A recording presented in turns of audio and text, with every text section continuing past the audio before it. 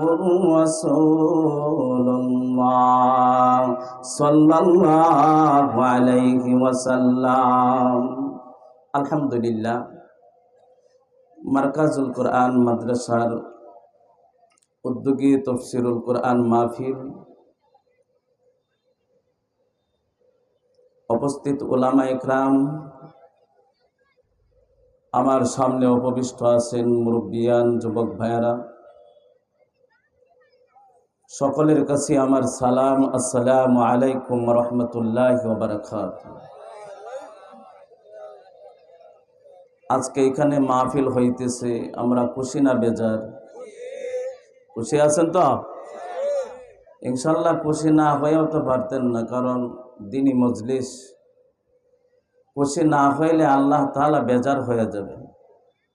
দিনী মজলিস যেখানে হয় ওইখানে কিছু মানুষ আছে বেজার হয়, কিছু মানুষ আছে না, আশেপাশে কিছু মানুষ তাকে এরা বেজার হয়, দূর মাহফিল দিয়ে কি হবে, আর কত এইটা সেইটা কইতে থাকে।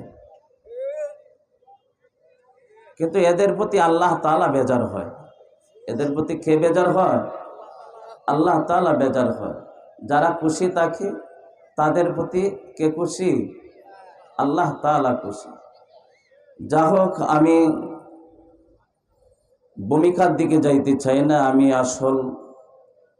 আমি যে আয়াত তেলাওয়াত করেছি, যে সূরার প্রথম আয়াত তেলাওয়াত করেছি, সূরা বনী ইসরাইল, মাসটা চলতেছে মেরাজের মাস। কিসের মাস? মেরাজের মাস। আরেকটা নাম হইল রজব মাস। এই মাসটার আসল নাম হইল রজব। এই মাসে আল্লাহর নবী মেরাজ করেছেন, এই জন্য নাম হয়েছে মেরাজ। কি হয়েছে? এই মাসটার নাম হয়েছে মেরাজের মাস। তো এই মাসে হযরত পাক সাল্লাল্লাহু আলাইহি ওয়াসাল্লাম মেরাজ করেছেন। তো একদিন আল্লাহ তাআলা এই মেরাজের 26 তারিখ, মেরাজের 26 তারিখ আল্লাহ তাআলা জিবরাইল আলাইহিস সালাতু ওয়াস সালামকে পাঠাইছেন। কেন পাঠাইছেন? এই মেরাজের 26 তারিখ আরবের যত বড় বড় কাফের আছে, সমস্ত কাফেররা একটা গোপন একটা মিটিং করছে।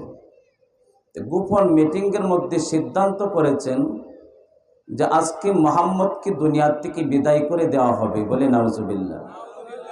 গোপন মিটিংয়ের মধ্যে বড় বড় কাফের, বড় কাফের না ছোট কাফের, বড় বড় কাফেররা সিদ্ধান্ত নিয়েছে যে আজকে মুহাম্মদকে দুনিয়ার থেকে বিদায় করে দিবে।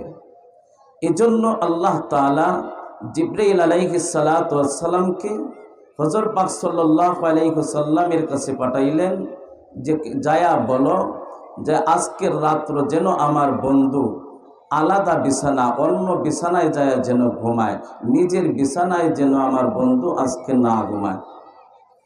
আল্লাহ তাআলা, কারণ কাফেররা মনে করছে যে আমরা যে গোপনে মিটিং করতেছি এটা পৃথিবীর কেউ জানে না, আসলে পৃথিবীর কেউ জানে না, কিন্তু কে জানেন? আল্লাহ তাআলা যে জানে, এটা কাফেররা বিশ্বাস করে না। আল্লাহ তাআলা জানে, কিন্তু পৃথিবীর কেউ জানে না। একমাত্র জানেন কে? আল্লাহ। আল্লাহ তাআলা একমাত্র জানেন, কিন্তু কাফেররা এটা বিশ্বাস করে না। শুধু কাফেররা বিশ্বাস করে না এরকম না, আমরা মুসলমানদের মধ্যেও অনেক মুসলমান আছে আল্লাহ তাআলা যে সব জায়গায় দেখে, সব জায়গায় শুনে, এটা সকলে বিশ্বাস করে না। কথা বলেন ঠিক কিনা? যদি বিশ্বাস করত তাহলে ইসলামের বিপক্ষে কথা, মুসলমান হয়েও ইসলামের বিপক্ষে কথা বলতে পারতো না। যদি জানতো যে আল্লাহ তাআলা অবশ্যই দেখতেছে, আল্লাহ তাআলা অবশ্যই শুনতেছে, আমি যা করতেছি সব কিছু আল্লাহ তাআলা দেখতেছেন, এই বিশ্বাস যদি মুমিন বান্দার মুসলমানের অন্তরে যদি এই বিশ্বাস থাকতো, তাহলে কখনো গোপনে কোনোদিন গুনাহ করতে পারতো না। কথা বলেন ঠিক কিনা? গোপনের গুনাহ হইল সারাদিন আসি তো ভালোই, সারাদিন চলতেছি ভালো, নামাজ পড়তেছি ভালো, কিন্তু রাতের বেলা যখন ঘুমের ঘরে যাই, একা একা যখন রুমের মধ্যে থাকি, তখন মোবাইলটা ফিট কইরা, টিভিটা চাইরা অনেক কিছু দেখি, তখন মনে করি এখন আর দুনিয়ার কেউ দেখে না, কিন্তু দেখেন কে? আল্লাহ তাআলা তো অবশ্যই দেখতেছেন, কিন্তু আমাদের এই বিশ্বাস নাই, এই একিন নাই। যদি একিন থাকতো তাহলে কোনো মুসলমান গোপনে গুনাহ করতে পারতো না। কথা বলেন ঠিক কিনা? কাফেররাও মনে করছিল যে আমরা তো জানি, শুধু আমরা কয়েকজন একটা পরামর্শ করলাম, মিটিং এর মধ্যে সিদ্ধান্ত করলাম আজকের রাত্রে মুহাম্মদকে দুনিয়া থেকে বিদায় করে দেব। এই ঘটনা তামাম পৃথিবীতে কেউ জানে না, কিন্তু আল্লাহ তাআলা যে জানেন এটা কাফেররা বিশ্বাস করে না। বিশ্বাস না করার কারণে আল্লাহ তাআলা যায় না। আল্লাহ তাআলা দেখিয়া ইন্নাল্লাহু আলা কুল্লি শাইইন কাদির, আল্লাহ তাআলা সব দেখেন, আল্লাহ তাআলা সব শুনেন। কথা বলেন ঠিক কিনা? আল্লাহ তাআলা সব দেখেন, আল্লাহ তাআলা সব শুনেন। ওই দিক দিয়ে আবু জাহেল, উতবা, সাইবা, কাফের যত বড় বড় বড় মিটিং, বড় বড় কাফের যারা আছে সমস্ত কাফেররা মিটিং করেছে, আর তারা তাদের সিদ্ধান্ত নিয়েছে যে মুহাম্মদকে আজকের রাত্রে দুনিয়া থেকে বিদায় করে দেওয়া হবে। কারণ হইল মুহাম্মদ আমাদের বাপদাদার ধর্মের মধ্যে চুলকানি লাগাইতেছে। চুলকানি লাগানোর কারণে এই মুহাম্মদকে দুনিয়ার জমিনের মধ্যে রাখা যাবে না। আর ওই দিক দিয়ে আল্লাহ তাআলা শুনতেছেন। সৈনা জিব্রাইল আলাইহিস সালাতু ওয়াস সালামকে আল্লাহ তাআলা ডাক দিয়া বলেন, জিব্রাইল যাও, যায়া আমার বন্ধুকে বলো আজকের রাত্রটা বিছানা আলাদা করে দিত। আমার বন্ধুকে যায়া বলো আজকে যেন নিজের বিছানার মধ্যে না ঘুমায়, আজকে যেন আরেক জায়গায় বিছানার মধ্যে যায়া ঘুমায়। আল্লাহ তাআলা এই সিদ্ধান্ত নিয়েছেন, কাফেররা সিদ্ধান্ত নিয়েছে যে মুহাম্মদকে দুনিয়ার জমিনের মধ্যে রাখা যাবে না, মুহাম্মদকে দুনিয়ার জমিনের মধ্যে রাখা যাবে না, মুহাম্মদকে নিচের থেকে নিচে পৌঁছে দিবে। আর আল্লাহ তাআলা সিদ্ধান্ত নিয়েছেন আমার বন্ধুকে আজকের রাত্রই উপর থেকে উপরে নিয়ে যাইব। সুবহানাল্লাহ। কারটা সঠিক? কাফেররা সিদ্ধান্ত নিয়েছে আজকের রাত মুহাম্মদকে নিচের থেকে নিচে পৌঁছে দিবেন, আর আল্লাহ তাআলা সিদ্ধান্ত নিয়েছেন আমার বন্ধুকে উপরের থেকে উপরে পৌঁছাইয়া দিব। আচ্ছা, এখানে যে আল্লাহ তাআলা বললেন যে আমার বন্ধুকে যায় বলো আজকে বিছানা আলাদা করে নিত, নিজের বিছানায় যেন আজকে না ঘুমায়। আচ্ছা গো, নিজের বিছানায় যদি বন্ধু ঘুমায় তাহলে আল্লাহ তাআলা বাঁচানোর ক্ষমতা আছে না নাই? কি কোন ক্ষমতা আছে না? আল্লাহ তাআলা তো সব জায়গায় ক্ষমতা আছে। তা আপনার বন্ধুকে নিজের বিছানা আলাদা করার কথা কেন বলল? এইটা বইলা তামাম পৃথিবীর মানুষকে জানাইয়া দিছেন সতর্ক হও, পিছনে শত্রু আছে, শত্রুর কাছ থেকে তুমি সতর্ক হও। তুমি চেষ্টা করো, তুমি চেষ্টা করার মালিক, আর আমি আল্লাহ তাআলা দেওয়ার মালিক। সুবহানাল্লাহ।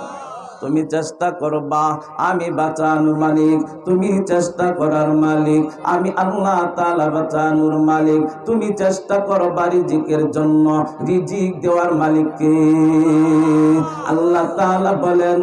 আল্লাহ তাআলা বলেন ওয়া মা মিন দাব্বাতিন ফিল আরদি ইল্লা আলাল্লাহি রিজকুহা। রিজিক দেওয়ার মালিককে। ও বান্দা, তুমি চেষ্টা করো, রিজিক দেওয়ার মালিক কিন্তু আমি আল্লাহ। আমি তোমাকে রিজিক দিব। তুমি জমিনের মধ্যে দান রোপণ করবা, ওই দানের মধ্যে, ওই গাছের মধ্যে দানের ফসল, দান এক একটা সরার মধ্যে শত শত দান দেওয়ার মালিককে। ও বান্দা, তুমি ঘরে বসে থাকিও না, তুমি বাহিরে যাও, তুমি চাকরি করো, মাস এক মাস পর্যন্ত তুমি চাকরি করবা। এইটা হইল উসিল্লা, মাস শেষে বেতন পাইবা। এই রিজিকের মধ্যে বরকত দেওয়ার মালিককে। এই জন্য আখির জামানার পয়গাম্বর বিশ্ব নবী মুহাম্মদ রাসূলুল্লাহ, এই একটু ইকো দেও, এটা তো গলা টানতেছে, ইকো দেও, মাইক সুবিধা না, আওয়াজ সুন্দর মিষ্টি হয় না আওয়াজ।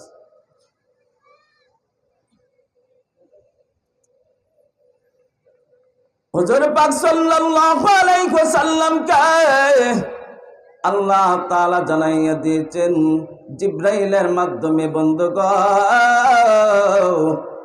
আজকে আপনি বিছানা আলাদা করেন। হুজুর পাক সাল্লাল্লাহু আলাইহি ওয়াসাল্লাম বুঝলেন যে আল্লাহ তাআলা বিছানা আলাদা করার কথা বলছেন, কিন্তু পরবর্তীতে কি হবে এটা আল্লাহ তাআলা জানান নাই। আল্লাহ তাআলা এই ঘোষণা দেন নাই, যেটা জানাইছেন আল্লাহ তাআলা এটাই শুনতেন। ইন হুয়া ইল্লা ওয়াহয়ুহা, ওয়াহির মাধ্যমে হুজুর পাক সাল্লাল্লাহু আলাইহি ওয়াসাল্লামকে আল্লাহ তাআলা যা জানান তাই জানতে পারেন, আর না জানাইলে আল্লাহর নবীও জানতে পারেন না, আল্লাহর নবীও জানতে পারেন না। হুজুর পাক সাল্লাল্লাহু আলাইহি ওয়াসাল্লামকে বিছানা আলাদা করার কথা আল্লাহ তাআলা বলে দিয়েছেন। হুজুর পাক সাল্লাল্লাহু আলাইহি ওয়াসাল্লাম চিন্তা করলেন কার বিছানায় যায় আজকে ঘুমাইতে পারি। যাইতে যাইতে হুজুর পাক সাল্লাল্লাহু আলাইহি ওয়াসাল্লাম যাইতে যাইতে উম্মে হানির ঘরে চলে গেছেন। সুবহানাল্লাহ। আল্লাহ তাআলা উম্মে হানির ঘরে হুজুর পাক সাল্লাল্লাহু আলাইহি ওয়াসাল্লামকে পৌঁছে দিয়েছেন।